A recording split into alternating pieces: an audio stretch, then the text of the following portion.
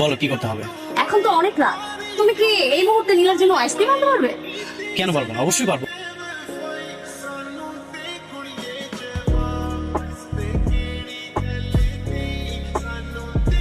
চলে আসছো? আইসক্রিম খেতে চেয়েছো, আমি আসলে বুঝছি, তুমি অনেক কিছু পারো। তাহলে কি আমি পাস? সেটা তো তোমাকে এখন বললে হবে না, তোমাকে আরো অনেক বেশি পরীক্ষা দিতে হবে। এখন তুমি যেখান দিয়ে এসেছো সেখান দিয়ে যাও। ঠিক আছে, তাহলে কি আমি যাবো? হ্যাঁ যাও। আহ! খুব তো হিরোদের মতো আসছিল আইসক্রিম দিতে। আইসক্রিম দিতে এসে এখন বাপাস। না আসলে পা পিছলে পড়ে গেছে। হ্যাঁ সেটাই তো, হিরোদের মতো আসতে গিয়ে কমেডিয়ানদের মতো ধপাস। ভালোই হয়েছে, এখন পা ভেঙে ঘরে বসে থাকো।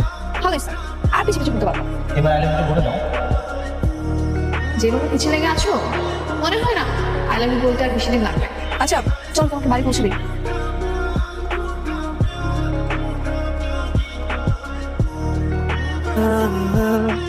কি ব্যাপার, তোমার বাসায় কেউ থাকে না?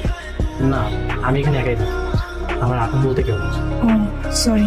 আরে কিছু সরি, তুমি এখানে বসো। আমার ছবি দেওয়ালে টাঙিয়েছো? হ্যাঁ, তুমি তোমার সব কিছু, আমার ভালোবাসা। তোমার ছবি না দেখলে তোমার সকালটাই শুরু হয় না। পাশে উনিকে? আমার মা। বাহ, মায়ের পাশে আমাকে রেখেছো? কারণ মা তোমাকে খুব পছন্দ করতেন। মাই তোমাকে প্রথম পছন্দ করেছে। তো কোথায় তোমার মা? আমি তো দেখছি না। মা অ্যাক্সিডেন্ট করে মারা গেছে। মা মারা যাওয়ার পর থেকেই মায়ের ইচ্ছা পূরণ করার জন্য আমি তোমার পিছনে লেগে আছি। তুমি যদি একবার হ্যাঁ বলে দাও, পৃথিবীর সব প্রাপ্তিগুলো পূর্ণতা পাবে। তার মানে শুধু মায়ের পছন্দের জন্য আমার পিছনে ঘোরো? না, বিষয়টা তেমন না। আমি যখন তোমাকে প্রথম দেখতে এসেছিলাম তখন তোমাকে আমার খুব পছন্দ হয়।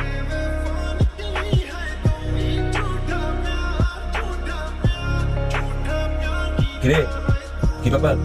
মিটমিট করে হাসছিস কেন? কি হয়েছে? না বাবা, এমনি। এমনি না। আমি বলে দেই, আই না না, কি বলবি? আরে বল বল, বল। তোমাকে তো প্রেমে পড়েছে। What? তাই নাকি? না না বাবা, এরকম কিছুই না। এই তোকে বলেছি প্রেমে পড়েছি? আমার মেয়ে প্রেমে পড়েনি, কিন্তু পড়তে যাচ্ছে, তাই তো? না বাবা, এরকম কিছুই না। হুম।